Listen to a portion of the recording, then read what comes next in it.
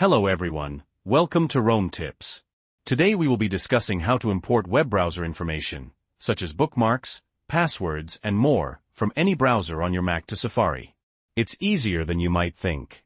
First things first, we need to make sure we've completely closed the web browser we're importing from. In this example, I'm using Google Chrome, so make sure Chrome is fully quit before we proceed.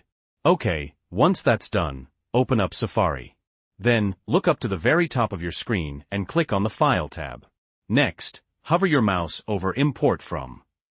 You'll see a list of browsers. Select the browser you want to import your data from. In our case, we're selecting Google Chrome. After you've selected the browser, Safari will show you a list of all the information you can import, bookmarks, history, and usually passwords. Now, if you store your passwords in Chrome, you should see that option here. In my example, I don't, so that option isn't showing up.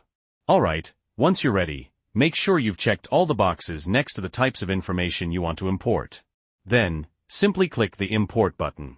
After a few seconds, Safari will import all the selected information. Click OK. Now, there's a chance that Safari might need to restart to finalize the import. If it does, just let it restart.